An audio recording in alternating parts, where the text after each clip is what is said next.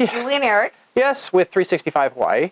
And today is the first rainy day that we've had since the volcano has gone off. Yeah, so it's been about like 2 weeks, something like that. So it's nice to get some rain back. It was starting to feel really dry up here. Particularly, we used to get rain almost every day. So while we're having a rainy day, we decided to have a little conversation with you guys. I wanted to tell you guys this morning, I was reading through some comments on my Condo newbies group, and one of the stories was that somebody was having some frustration with one of our service providers, and was really, really like not happy. And a bunch of people mentioned the concept of, you gotta have patience. And so I wrote a whole blog post about having patience while you live in Hawaii. And we got over 88 comments, over 100, likes. So Eric said, why not do a video on this subject? Yes, well, let me get the cat out of the way here. Excuse us. So, do you want to tell them a little bit about, like, maybe one of the stories that we have when you first moved here? Yeah, it's more pronounced when you first move here, of course. And one of the things that was sort of shocking for us, that kind of had to learn patience, I guess is the word that we would say, is when we got here, we were expecting to be able to move into our new condo right when we got here, and life was going to be great. We bought a condo, we'd gone through escrow, the escrow closed, and we're getting ready to move in. And a couple days, we said, is everything okay, to our realtor? And he says, oh. No, you remember we said, we'll see you soon. We'll see you soon. And he said, oh, you're moving into that condo? Yeah, so he missed the fact that we were moving in, and so there were tenants in there. Mm-hmm. And in Hawaii real estate law, you have to give them 45 days to leave. And this particular tenant loved our property so much that he wasn't going to leave until the 45th day, which, of course, for us was definitely frustrating, to say the least. Yes, and we were wondering what was going on with that and how can we fix that. So one of the things that we did when we first got here, we had to sit in a little hot box of a condo for a month waiting for that guy to get out. And I was so mad. And so I shared this with my people today, that coming from California, I think indignancy reigns, where if anything happens to you, it's got to be somebody else's fault. Damn it, you want somebody to handle it. Yeah, and yes, definitely. I mean, and it's quite different here in terms of things. Of course, are much more relaxed, and a lot of times I have a story about. For a long time, COVID has been going on and the restaurants have been closed and it's been difficult to get to the restaurants. So finally the restaurants opened, and it was, took a lot of effort, and they had to hire the people back, and they haven't quite got everything going. And right about that time is the same time that Christmas came, of course, and everybody came and they said, oh my gosh, they're overwhelmed and the service wasn't very good, and they had these problems with all these servers. But at the same time, what you don't understand is, from the perspective of the restaurants and the people, they were just happy to be open and serving people, let alone getting their stuff Doing together. the best they could. In other words, the bar was quite low for them just to be open, but come from the mainland, the bar is definitely a lot higher, so it was definitely difficult for those people to get used to that. Right, and that's another thing too, that even like during when we're running a well-oiled ship around here, that sometimes that snappy, snap attitude of bringing my food, I'm spending $10,000 on a vacation, you're ruining my time here. But it's work here, right? I mean, of course, it's mainly people that come here from vacation and they just have higher expectations. Right. And so, kind of what this video is about is to kind of give you guys the idea that things are different around here in terms of that. We operate on there's a lot of times that, the store runs out of the food that you're thinking you might not get it for 3 weeks, and that's just how it goes. Or with your people who are moving here, your shipping container is late, or, you can't get somebody to come in and put your Spectrum, cable in. For 3 weeks. Yeah, I mean, something crazy like that. Appliances at Lowe's, and they say they can't deliver to your house for like weeks. Yeah, so you have to learn to be patient. Right. And have an aloha spirit with it, and you had some stories about that. Do you have that one that would you like to talk about? That would be kind of a nice transition. So, when I was telling people that, about what was going on and that people needed to be patient, here's a couple people who had some things to say. Mandy says, I totally agree with you. Sometimes it gets very frustrating to have to wait so long. But at the end of the day, lucky we live Hawaii. Yes. Right? Mm-hmm. So everyone else just said, for the most part, like, definitely take a chill pill, right? Chill out. Someone wrote, breathe. I'm in Hawaii. Exhale slowly. Hearing so much horn honking of late, and I smile. Where do they think they're going? What's the hurry? Yeah. It's a beautiful island. Relax. Enjoy the aloha. Yeah. So, all right. So I have kind of a funny story about that. is that one of the things is that, if you're used to driving on the mainland, you're going to cut everybody off. You're going to make sure you have no open space. You're going to just be the competitive driving is one way to describe it. Well, then you come here, and the best example is, going up on going up to the resorts on the out over the lava flow, and there are people that literally start passing everybody and trying to get ahead. But the problem is that every other car is going 55 miles an hour. So even if you pass 2 or 3 or 4 or 5, you still have a long way to go because there's always going to be somebody in the other lane who can't let you pass. And we kind of chuckle when we get to the end of where we're going and we see the car that passed us, 5 minutes ago trying to get ahead.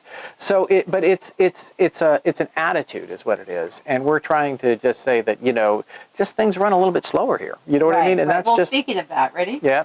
Linda says one of the reasons many of us moved here was to have a slower pace of life. In order for us to have that, it needs to be shared by others too. Few things are an emergency.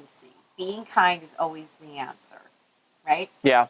And Wilma says, I am finding my time in Mexico with the same situations, lifestyles, serving me well here. The universe is still teaching me patience and to breathe, right? Because it's only about patience, right? Right. And then this one's fun.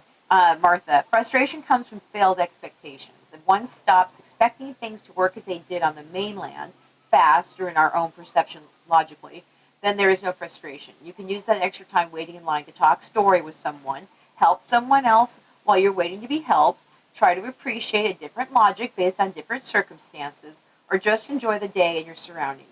Deep breath and let it go. Right? Yeah, and it takes coming from a go go go attitude, trying to get ahead. Coming here, there is an adjustment period, and I would say Julie's a good example of the sort of the high stress. More high strung. She's still a little high strung now, but I'd say about a year is what it took you to finally slow down. Years. Yeah. Okay, but get this, I was never, except for that realtor experience, I never went after. No, but no. Well, we're not talking about that. It's just learning how to get used to this whole song. No. But part of this is that this person wanted, and the original why this started was because this guy was so mad that he basically said, I want to go after them. And then my first response was, that is a bad attitude, because if you go into any place where there's a service person on the other end and you're going to tell them how it's going to be, it actually makes it more difficult for you to actually get what you want around here, right? Right. So that's what we're talking about, yeah, right? and we could go over a little bit of that. Is that if you do sort of press the, and this is why it works here, is because there's a culture that says that's not how we do it here. Right. But if you do come in and say, all right, I'm gonna put a little pressure on, we're gonna see if we can get things done. What usually happens here is that there's ways that they can actually make it slower than it's ever been before. Yeah, and depending on what government agencies have a tendency that you could say that we've talked to people talking about the DMV. There's one, the county planning department. Plenty of people are at the county planning department, and having your rush try to supersede other people's hardly ever works for what it is. Yeah. So that's kind of what we're trying to state here is, just it's a complete cultural difference and needs to be learned. And I'm going to tell you guys a good story. This woman named Cindy wrote, when we moved here, we arranged to have our car arrive before us. All went according to plan when we received confirmation from Matson that the car arrived and we could pick it up between 8 and 2 o'clock on weekdays.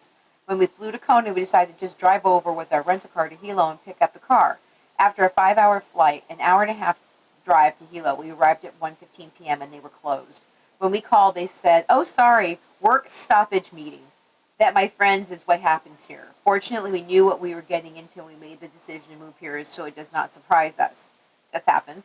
And then Janet wrote, Aloha goes a long way. When we arrived at our resort, our room wasn't ready. Instead of being a Karen, I asked for suggestions on somewhere to eat locally. And what's their favorite place?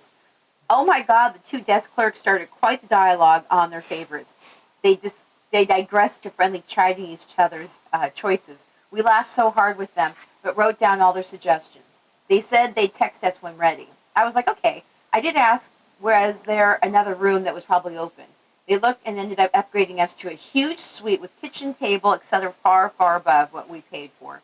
And that right there is customer service, aloha, and tourist respectfulness, all wrapped in one package. We did go into every restaurant they suggested, and every day stop by the front desk to visit with our new friends to report the places that we had tried that day.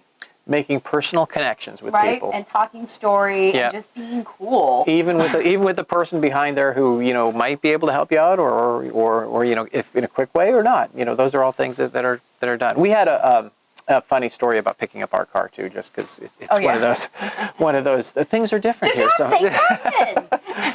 And we took this with a lot of stride at the time. But our car was done. It was over on Hilo. We were getting ready to go pick it up. And we headed over there, and life was good. And we got there at the right time because there's definitely, they have lunch times, and they have certain times that they have to get it over there. Monday through Friday. Monday through Friday. And we were there, and we got there, and it turns out that it was, what was it? It was Bloody Monday. Bloody Monday, which is a holiday for the dock workers. That is a very rare holiday that we've never heard of, from the mainland for sure. But they had quite a, this goes back to the, you knew about the history of that one. Yeah, I wrote about it in my book. Actually, there was a dock workers strike, and a bunch of people were attacked, and they have always commemorated this happening with Bloody Monday. It's in August, and it's a Monday, and the dock was closed. Right. So here we were with two small children. Not much, we didn't bring much else because we were just going to pick up our car. Pick our car and go home. Yeah. And then we decided, well, here we are. Let's spend the night. We're going to make the night of it, and we actually had dinner in Hilo. And we had fun. We checked out Hilo. It was a good time. So it's learning how to make you know, make the best out of every situation. Make the best out of the situation, and don't go after people for your slights. Because you know what, and this, a lot of people also said, you know what, and my thing was, take a walk around the hibiscus garden instead of standing there with steam coming out of your ears. You actually might discover something. Take a deep breath. And you know what? Set your expectations that things just are slower in Hawaii. And not to say that people are incompetent, just maybe slower and not done the exact way that you might have seen it happen on the mainland. Yep. Yeah. Just completely different. Yep. So basically, bring your aloha, be cool, and know that by being nice to people who work here, you might actually get something more than you expected. Works both ways. Yep. All right. Aloha. Aloha.